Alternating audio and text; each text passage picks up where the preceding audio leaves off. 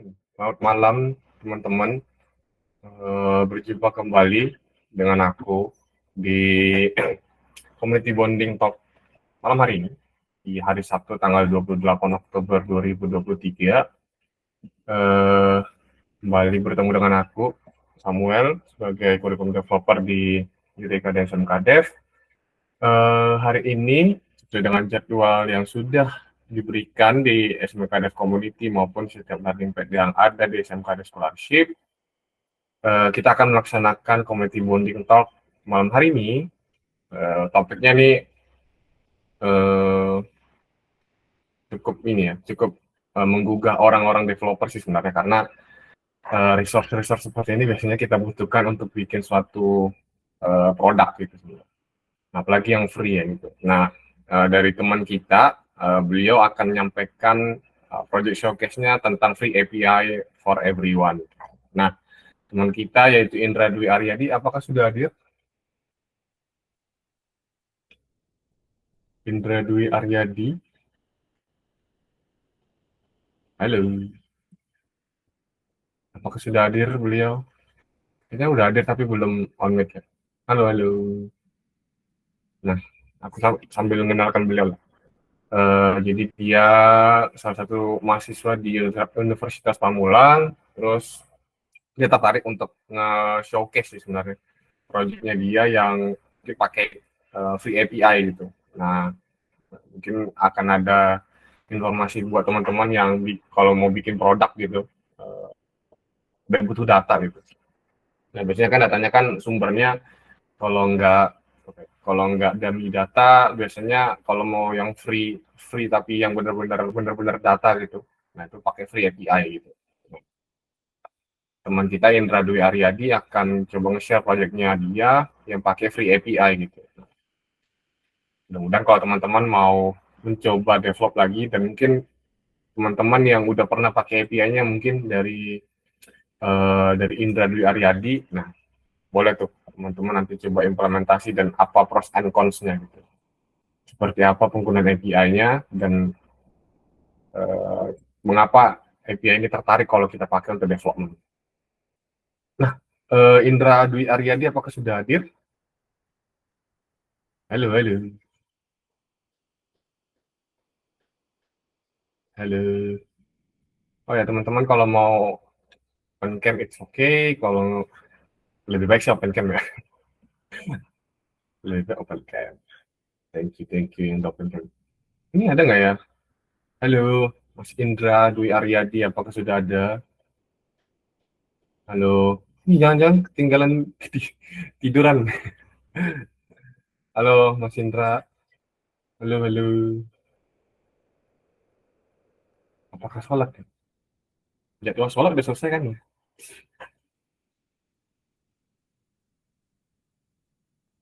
Halo, Mas Indra. Tadi ada yang nanya deadline coding jam berapa. Nah, kemarin kan ada ini ya, ada di-share pitch deck-nya kemarin tuh. Teman-teman boleh cek di sana ya, jam berapa. At least sih sebenarnya jangan melewati di hari deadline-nya gitu. Misalnya contohnya tanggal 28 Oktober, berarti ya at least 23.59 lah, 28 Oktober gitu. Contohnya. Aku nggak ngelihat secara spesifik deadline-nya kapan gitu. Karena aku kerjainnya cuma di bagian submission dan testing aplikasinya aja. Untuk masalah deadline itu udah dikasih tahu di pitch deck-nya seperti apa. Begitu. Halo Mas Indra, apakah sudah hadir? Oke, halo semuanya. Halo. Saya habis sholat ya. Ah ya. Nah, Oke, oke. oke, oke. Oke, Mas Indra. Aku udah Ya, perkenalin Mas Indra seperti apa, terus Mas Indra mungkin tertarik untuk nge-share project showcase-nya seperti apa, yang tentang free API. Nah, ya. eh, mungkin kalau Mas Indra udah siap, time is yours. Silakan. Oke. Perkenalkan, nama saya Indra Dwi Aryadi dari Universitas Pamulang. Ya, Pamulang itu di sini ada yang tinggal di Pamulang atau gimana? Nggak ada ya. Oke. Di sini ada yang tahu nggak kalau misalnya API itu apa sih singkatannya? Nah, ini langsung dimulai aja apa gimana, Kak? Boleh, boleh. Oh, Mulai boleh. aja. Nggak masalah. Oke, dulu.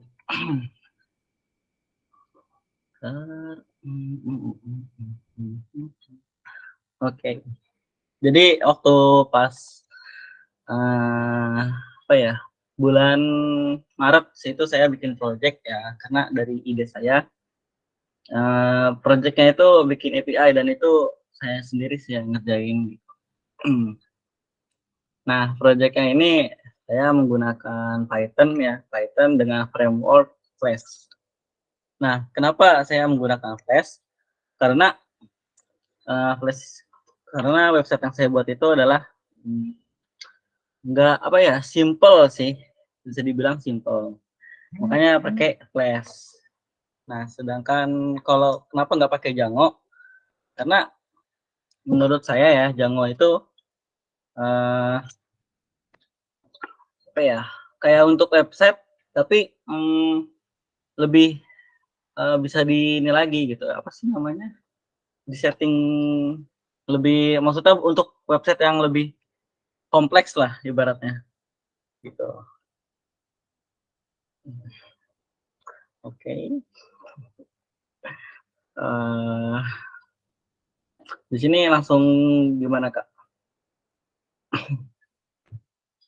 Boleh kasih tahu dulu API-nya itu apa gitu. Terus data apa sih yang mau ditarik jadi terus dibikin jadi API itu, kenapa tertarik ambil data itu gitu. Nah, itu. Oke. Ini kita boleh share screen atau gimana? Boleh. Boleh dong. Boleh. Oke, oke. Yakin. Ini dia.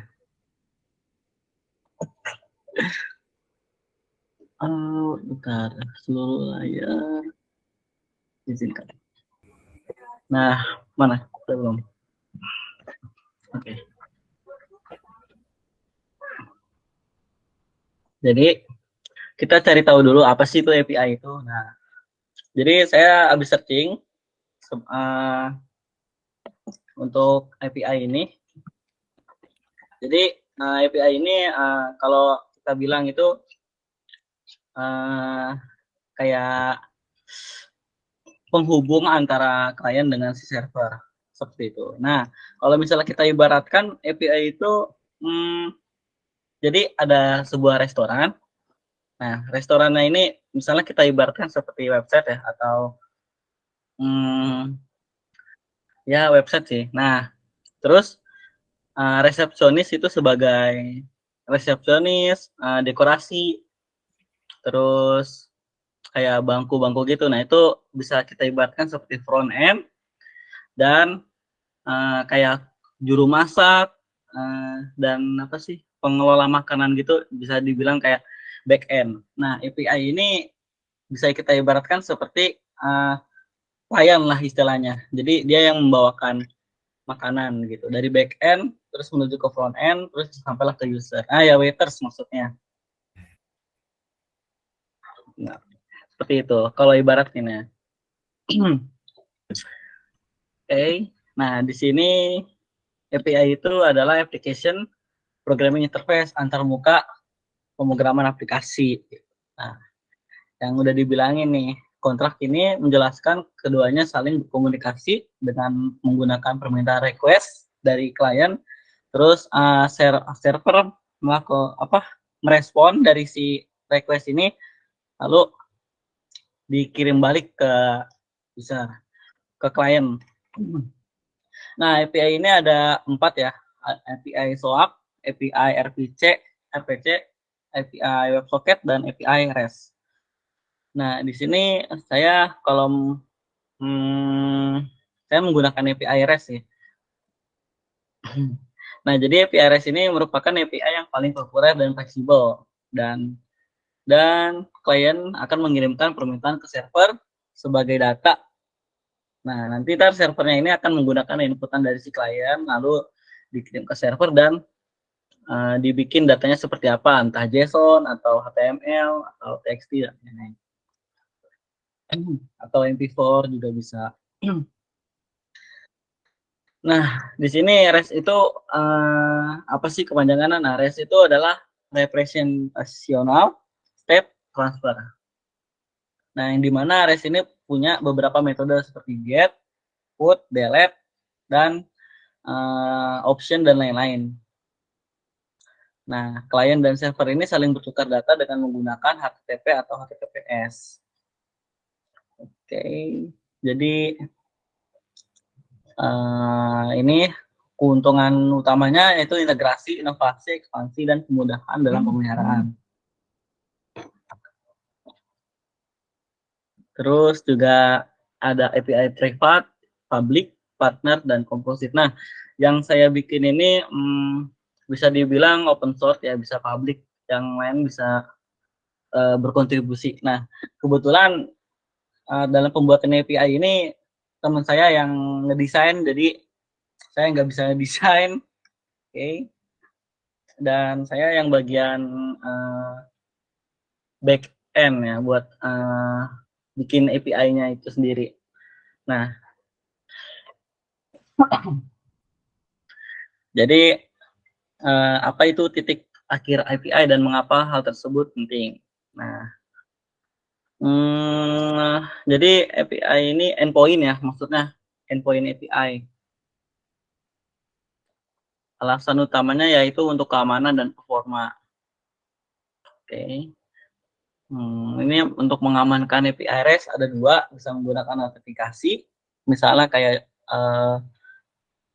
apa ya, JWT atau token yang lain, autentikasi yang lain. Nah, di sini ada juga kunci API.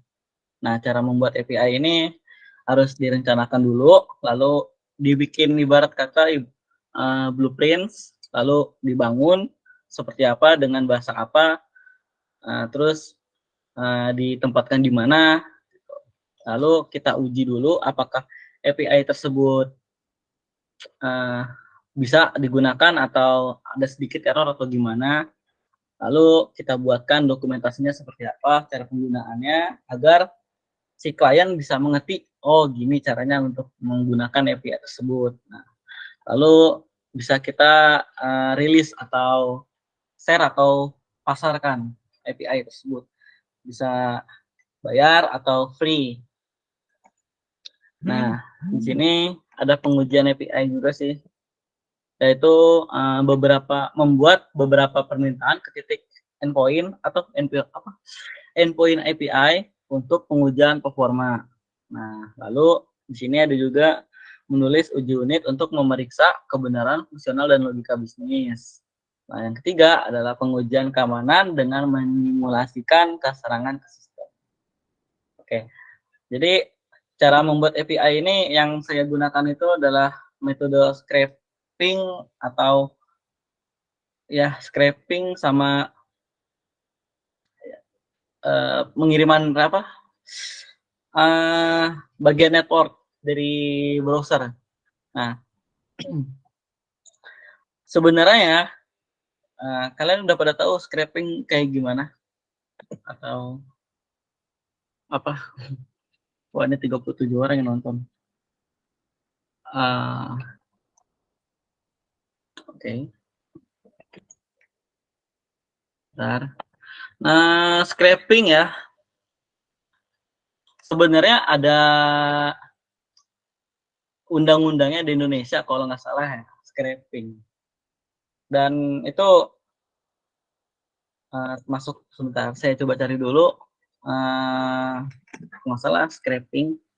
Nah, di sini ada nih praktek web crawling dan scraping. Jadi di sini ada undang-undang yang nggak asal scraping lalu dijadikan, maksudnya dipublish gitu. Terus juga ada beberapa cara agar yang kita scraping itu webnya menjadi legal. Nah, sini tertulis nih. Sebentar, kita coba buat ngecek si website Quora ini. Nah, jadi bentar, mana? Oke, di sini web scraping ada di pasal 15 dan apa sih ini? Oke, pasal 15 ayat 1 poin E. Jadi bisa legal, bisa juga ilegal, tergantung pemrosesannya kayak gimana dan untuk apa ya? Untuk gimana API itu dibuat, bukan untuk hal yang jahat atau gimana. Misalnya saya membuat website yang dimana mengumpulkan beberapa data seperti kayak data pribadi misalnya ya, nomor telepon lah misalnya. Nah, itu kan nomor telepon kan termasuk sensitif ya. Nah, apabila kita melakukan scraping pada nomor telepon pada website tersebut, nah itu lalu kita gunakan untuk mencari ya ibarat kata seperti get kontak lah ya. Get kontak itu kan dia menyimpan database nomor-nomor orang. Lalu dibuatkan apa ya API untuk memudahkan si developer get kontak ini mendapatkan data entah ini user namanya siapa, apakah scammer atau bukan seperti itu. Jadi tergantung penggunaannya. Jadi bisa ilegal karena tindakannya, bisa legal juga karena tindakannya juga. Oke, cara syarat untuk scraping sih sebenarnya ada dua sih menurut saya ya. Yang pertama kita bisa melihat dengan robot TXT. Kalau nggak tahu robot TXT itu kayak sebentar, coba saya cari dulu. Robot TXT misalnya website Google ya, Google. Caranya kita ketik di sini robots.txt. Nah, di sini mengartikan bahwa ada website yang maksudnya bagian path atau direktori mana yang boleh diakses dan mana yang nggak boleh diakses. Nah, di sini sepertinya di sini user agent, artinya bintang ini semuanya seluruh perangkat, misalnya kayak Android, laptop, ya pokoknya user agent lah bersifat semuanya all. Nah, di sini ada disallow, allow, dan di sini disallow dan allow ya. Nah, yang disallow ini berarti artinya kita tidak diizinkan untuk mengakses atau melakukan apa sih aktivitas di bagian search kecuali kalau kita emang ke apa sih ibarat kata ya disallow ini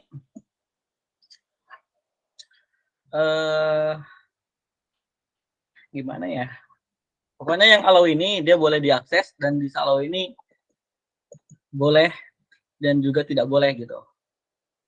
Nah, kalau misalnya kita search bisa di sini search, aduh dia juga, nah dia di sini langsung berubah dengan web HP. Nah, kalau misalnya kita cek di robot TXT apakah web HP ada?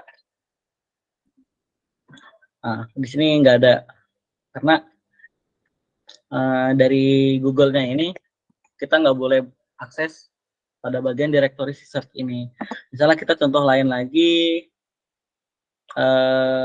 SDCH misalnya contoh.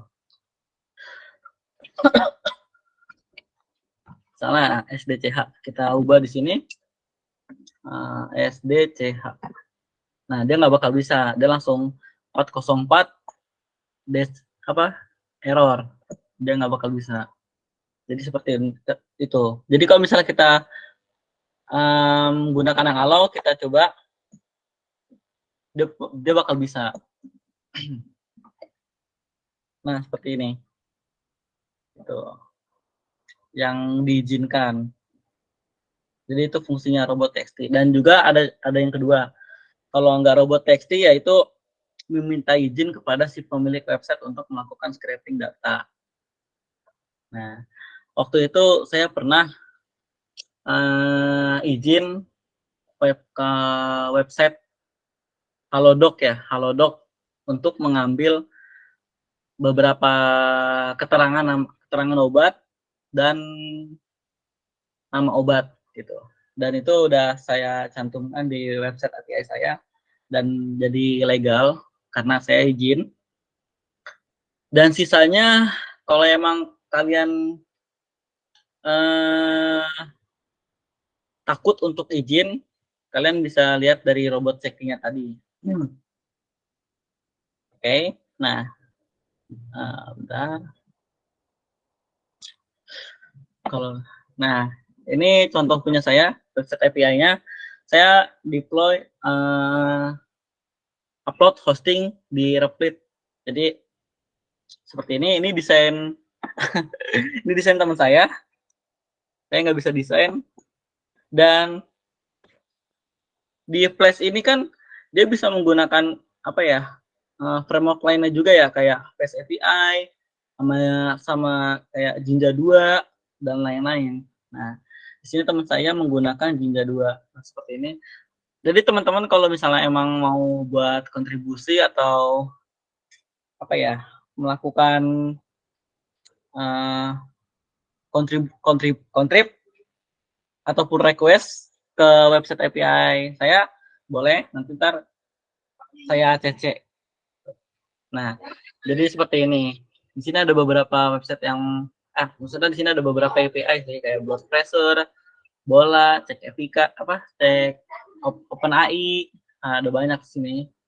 Cuman kayaknya ada beberapa sih yang bug, cuman belum sempat saya kerjakan karena sibuk dengan kuliah dan kehidupan nyata. Nah,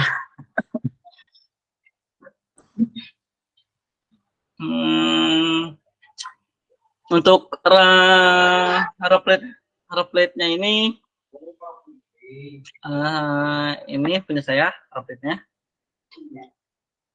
Ada banyak sih, sampai berapa kode ini? 299.994.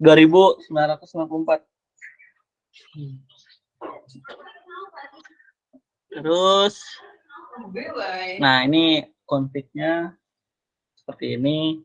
Ini saya bikin open source karena nggak ada niatan buat ini sih, kayak buat melakukan e-commerce dan lain-lain. Ya kalau misalnya ada ya alhamdulillah. Nah jadi seperti ini. Nah, jadi ini yang bikin untuk desain itu teman saya, dan ini tampilan awalnya yang di tampilan website yang saya bikin. Ini videonya, dan ya gimana ya, kalian boleh nonton atau enggak gitu.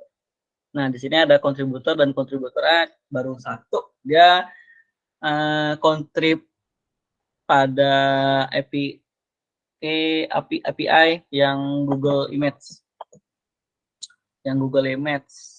Nah sisanya ini saya sih, kayak lirik dan Pinterest downloader, Pinterest HD gitu. Jadi kontributornya baru satu, dan dia ngechat saya lewat Facebook kayak untuk meminta memasukkan kodenya ini ke dalam website API saya ini. Nah, nama teman saya ini programmernya Isandev, kalian bisa cari atau kalian bisa klik namanya, dia langsung masuk ke GitHub-nya ini, GitHub Isandev seperti ini. Nah, dia juga teman saya dari tahun 2019. Nah, ini juga GitHub saya di sini juga ada. Kalian bisa lihat atau stalking atau gimana. Ya, saya malu sih buat menggunakan foto profil asli. Nah, jadi seperti ini punya saya. Untuk repositori website API ini, saya menamakan dengan nama Alscript seperti ini. Alscript. Di sini udah apa ya? Semuanya udah tercantum di sini. Di sini juga pernah saya bikin backup. Ini buatan saya ya yang tidak dibantu oleh teman saya. Yang ini saya bikin sendiri. Cuman udah nggak dipakai lagi karena udah apa ya? Uh, udah nggak dipakai lagi karena ingin menggunakan tema yang udah di teman saya buatkan. Gitu. Karena ada orang yang ingin lakukan pembatasan, oke saya terima aja gitu. Biar kayak buat memaksimalkan aja juga nggak apa-apa. Asal jangan dirusak atau apa sih kayak ada tindakan yang nggak mengenakan gitu. Oke. Jadi Nah, seperti itu. biasanya sih ada responsibel sih sebenarnya, maksudnya kayak kalau kita ngasih API tertentu kan kita harus tahu ya, kayak misalnya ada documentation-nya atau enggak, berapa limit yang dikasih kan. Atau enggak dari kamu sendiri tuh biasanya, apalagi kamu tekniknya scraping ya gitu. Scraping dan kamu nge-provide API-nya itu kan pakai resource-nya kamu gitu, baik servernya dan segala macam gitu. Nah, ketika dia nge-request API-nya kamu itu kan pasti dia ngambil resource-nya kamu dong gitu kan. Berapa banyak gitu. Alangkah baiknya nanti tuh kalau misalnya kamu benar-benar free, nah itu at least kamu kasih consideration lah gitu, biar kamu juga biar nggak ngebebanin tuh gitu. Tapi kalau misalnya kamu ngedeploy-nya juga free resource sih sebenarnya ya udahlah. Nah, thank you very much udah share free API project-nya gitu. Nah, makasih juga Kak. Ya, sama-sama. Itu interesting sebenarnya karena biasanya orang untuk ngasih free API itu kayak cuma di file doang gitu loh, kayak misalnya kalau teman-teman buka Open API yang dari Indonesia itu kan ada yang banyak ya, kayak di README dan GitHub-nya gitu kan. Kalau teman-teman pernah lihat di GitHub-nya, mereka nge-provide beberapa API open source yang udah akses aja gitu, tapi mereka kasih consideration-nya seperti apa gitu. Kalau kayak si Indra ini kan benar-benar apa ya, kayak ngedip apa ya, kayak dibikin webnya benar-benar kayak proper lah gitu, benar-benar proper gitu. Nah, satu hal sebenarnya aku juga tertarik bahwa kamu bisa kasih dokumentasinya gitu. Dokumentasinya tuh kalau kamu udah nanti mencoba untuk ke Swagger atau API documentation, nah, boleh tuh nanti dipakai gitu. Jadi kayak setiap endpoint-nya apa nih hasilnya gitu, atau enggak rujukan struktur datanya seperti apa gitu. Misalnya ketika mereka nge-request dan hasil responsnya keluar, apa aja nih template data yang keluar nantinya, misalnya name apa dan segala macam. Nah, itu udah terimplementasi tuh belum? Atau ya udah akses aja gitu? Ada nggak sesi dokumentasinya kayak gitu? Dokumentasinya nggak ada sih, cuman langsung kayak bikin table. Sebentar, kayak gimana ya? Nah, di sini dia langsung ada deskripsi kayak, terus langsung di sini ada traces juga gitu. Jadi nggak perlu ini, langsung tinggal diklik langsung muncul nanti. Nah, seperti ini. Jadi saya buat tidak ada batasan lah istilahnya. Jadi semua orang bisa pakai. Nah, katanya ada beberapa yang pakai gitu. Nah, saya juga kayak, wah, berguna juga ya gitu.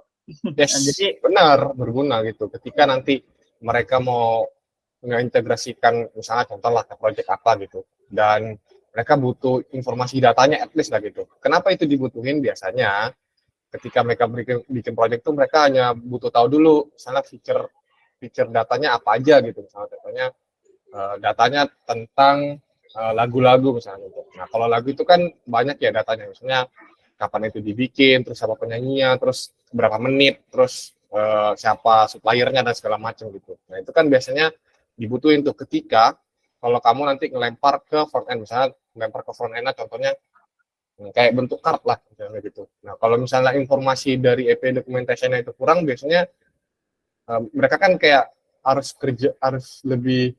ada kerja satu step lagi gitu untuk ngasih biar tahu apa sih data yang ada di dalamnya gitu.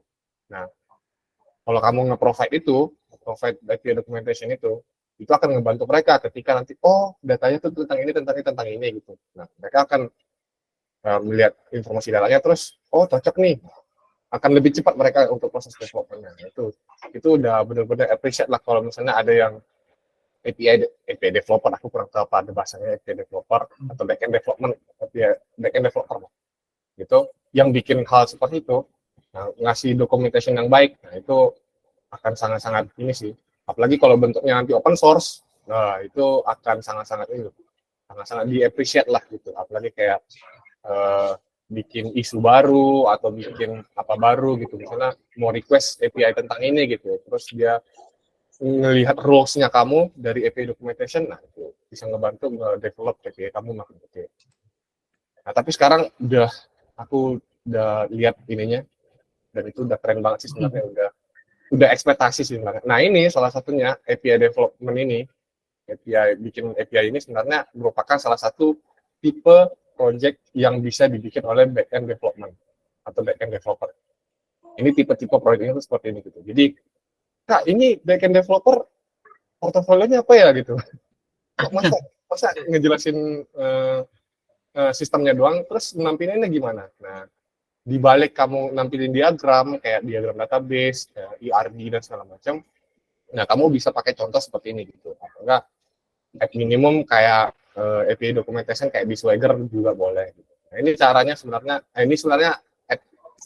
at the minimum, aku nggak bisa bilang at the minimum, tapi inilah salah satu cara yang paling cukup proper ketika seorang backend developer itu untuk ngasih tahu, kalau ketika kita nge-build API itu seperti lo bentuk dokumentasinya gitu. Karena orang backend developer itu sangat dibutuhin namanya API documentation gitu. Nah, karena kan itu kan akan berinteraksi sama tim-tim lain gitu, kayak tim front end atau nggak mau ke development atau apapun segala macam yang basisnya UI gitu. Mereka kan butuh informasi dari datanya gitu. Salah satu portofolio dari backend developer ini yang bentuknya API documentation itu akan membantu kita. Gitu. Itu ini implementasinya itu buat teman-teman yang backend developer mungkin yang udah pernah mencoba bikin, boleh terimplementasi seperti itu, karena beberapa dari temanku yang backend developer mereka juga bingung, maksudnya gimana ya kita nge-share ininya kita gitu, kerjanya kita jadi portfolio gitu. Nah kan kalau misalnya hanya sebatas GitHub doang, nggak semua ngerti gitu loh, kayak sistem dan cara itu bekerja gitu kan gitu. Yang penting itu adalah hal ini bisa dipakai gitu sebenarnya, proses ini bisa dipakai gitu. Itu salah satu caranya itu yang kayak gini, nggak harus sebagus mungkin sebenarnya. Kalau seorang backend developer itu nggak harus sebagus mungkin sebenarnya. Yang paling penting adalah documentation-nya itu rapih dan setiap titik-titik endpoint-nya misalnya atau nggak setiap HTTP request-nya itu jelas apa hasilnya, bentuk datanya apa, dan responsnya atau limitnya seberapa. Itu salah satu cara kita yang seorang backend developer untuk ngasih tahu atau bisa menunjukkan diri kita dalam bentuk portofolio. Gitu sih. Jadi good job, berikan tepuk tangan yang sangat-sangat ya untuk teman kita ini yang sudah coba mengimplementasi project ini. Ini open source kan, berarti boleh lah ya share kan nanti. Boleh Kak, boleh. Boleh. Kalau misalnya saya nggak ada waktu, boleh yang teman lain-lain juga ikut pull request gitu. Boleh itu. Nah itu boleh. Tenang, itu pasti ada aja tuh teman-teman nanti yang iseng, kayak ada aja tuh pasti teman-teman yang agak gatal gitu, kayak aku pengen nambah data ini deh gitu. Biasanya ada aja yang gatal. Tapi kalau misalnya kamu nggak nge-share sih, ya nggak bisa lah gitu. At least kamu kasih nanti di WhatsApp seperti apa informasinya, kayak repository dan hasil deployment-nya, bentuk website-nya seperti apa. Jadi teman-teman pasti akan ada aja tuh yang bertanya baik private maupun di grup. Pasti aja. Terus selanjutnya ya terus develop itu. Tapi tolong diperhatikan resource-nya, kamu takutnya membengkak di belakang. Gampang itu, mantap, tinggal saya atur sendiri kok. Nah, bagus. Kalau kamu udah tahu ngebatasin request dan limitnya, ya itu bagus. Belum ada niatan sih untuk ngebatasin gitu. Ya, sebenarnya untuk masalah itu sebenarnya tergantung dengan kredibilitas datanya sebenarnya. Karena kalau datanya itu, wah ini datanya sangat-sangat bersih dan sangat-sangat rapi dan sangat-sangat cantik gitu. Nah biasanya developer ini agak sombong untuk memberikan itu secara free. Biasanya at least $1 atau $2 gitu per request biasanya. Tapi kalau kamu kan mungkin ya kalau misalnya selama data itu bisa kamu share secara free ya bisa kayak gitu. Dia penambahannya API documentation. Ya. Ya benar. Ya daftar API lokal Indonesia. Di GitHub banyak sih yang nge-share API yang kayak weather, terus time, kayak TV dan segala macam itu banyak sih sebenarnya. Ya banyak.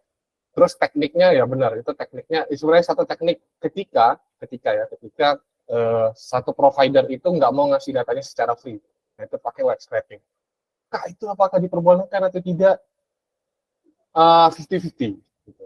Nah, memang beberapa dari institusi itu ada alert ya ketika kita mau scraping data dari satu platform gitu. Nah, tapi ketika satu hal, data itu tidak boleh diperjualbelikan biasanya. Itu nggak boleh diperjualbelikan atau kamu nggak boleh secara real time gitu. Biasanya kan orang kan nge-provide data tuh secara real time ya. Misalnya kamu tarik secara scraping dan otomatis lah, misalnya automation gitu. Jadi dari resource scraping diperbaiki, at least kalau bahasa data analitiknya itu EDA namanya, EDA, exploratory data analytic, dirapihin, terus bikin endpoint, kalau mau disimpan database atau ke endpoint langsung gitu. Nah itu kan biasanya ada yang developer yang mungkin yang udah berani gitu atau yang udah jago gitu, mereka bikin automationnya gitu. Jadi secara real time. Tidak ada database yang datanya hanya sampai 2021 doang nih gitu. Nah, tapi biasanya ada yang real time. Nah, itu biasanya itu akan ditegur atau akan di take down gitu biasanya. Apapun caranya biasanya akan seperti itu. Tapi kalau misalnya datanya itu tersimpan di database tapi nggak real time, nah itu sebenarnya diperbolehkan, tapi at least jangan diperjualbelikan atau dikomersilkan gitu katanya. Gitu. Paling ya untuk project atau untuk untuk project lah, untuk bikin development apa gitu. Nah, ini biasanya tim backend atau tim data nih yang biasanya atau anak-anak data nih yang biasanya bermain-main ini sebenarnya gitu. Nah, biasanya mereka terkadang ditegur tuh, kenapa harus scraping data dari websitenya saya gitu. Itu biasanya ditegur gitu. Karena mereka ngelihat bagaimana cara ngelihatnya, banyak caranya sih sebenarnya, dari network ketika nge-request, terus ngelihat dari header response-nya. Nah itu cara mereka nge-tracking kita tuh banyak cara guys. Jadi selama kita nggak bikin itu secara real time dan secara nggak dikomersilkan, tuh teman-teman aman untuk melakukan web scraping. Gitu. Jadi good job buat Indra. Jadi itu dua notes-nya atau dua alert lah buat kamu kalau misalnya bikin free open source API. Nah, itu diperhatikan kalau kamu memang sangat berbaik hati untuk memberikan ke teman-teman, kamu harus tahu consideration itu gitu. Karena ini agak sedikit berbahaya dan ada aja lah gitu yang akan ukur kamu gitu. Tapi good job, thank you very much. Satu tambahannya bikin API documentation itu akan bisa membantu para developer untuk mengetahui isi datanya kamu. Oke, kira-kira dari Indra adakah lagi pesan-pesan atau pesan yang pengen disampaikan terakhir sebelum kita menutup sesi pada hari ini? Ini saya boleh tutup presentasinya yang ini? Boleh. Okay. Nah, jadi ya pesan saya dalam melakukan web scraping ini kita harus mentaati aturan yang berlaku di internet, baik website ataupun baik dunia nyata maupun dunia maya. Jadi seperti itu. Dan saya juga berterima kasih kepada Kak Samuel dan Kak Deo telah memberikan saya sebagai bonding SMK Dev. Dan terima kasih, Leng. Sama-sama. Thank you very much buat Indra yang udah sangat-sangat berani untuk nge-share project-nya. Mudah-mudahan bisa terdevelop secara baik lagi ke depannya dan bisa nge-share ke kita. Thank you very much Indra. Buat teman-teman, terima kasih yang udah hadir. Sebelum itu, tolong open cam terlebih dahulu untuk proses dokumentasi. Aku nunggu. Apakah harus ditungguin? Teman-teman, boleh open cam sebentar saja untuk proses dokumentasi. Bisa aja. Buat teman-teman, buat teman-teman mungkin lagi Kak Indra ya? Kenapa itu? Wahyu, kenapa? Ini Kak Indra ya namanya? Iya, benar. Itu kan ada namanya. Oh iya, salah. Kayaknya teman-teman lagi sibuk ini sih. Coding League lah, terus step learning pad lah, pasti sibuk itu sebenarnya. Tapi sebenarnya buat yang ngerjain semua proyeknya, at least teman-teman udah berani ngerjain dan berani menyelesaikan. Tapi teman-teman memang niat aja sih sebenarnya jadi developer gitu, dan kedepannya makin baik. Oke, buat teman-teman yang udah kok bisa nggak ngerjain ini, sudah mau dekat deadline, oke lah. Ayo. Oke, buat teman-teman yang open cam, oke, silakan. Aku hitung. Oh iya juga sih. Kalau ada proyek tugas sekolah ini kadang ada susah sih. Nggak bisa dilege. Oke, dalam hitungan ketiga aku izin untuk kita foto baru. 1, 2, 3. Yeay, thank you very much buat teman-teman semua. Jangan lupa untuk isi feedbacknya. Sampai bertemu lagi di community bonding selanjutnya. Selamat malam.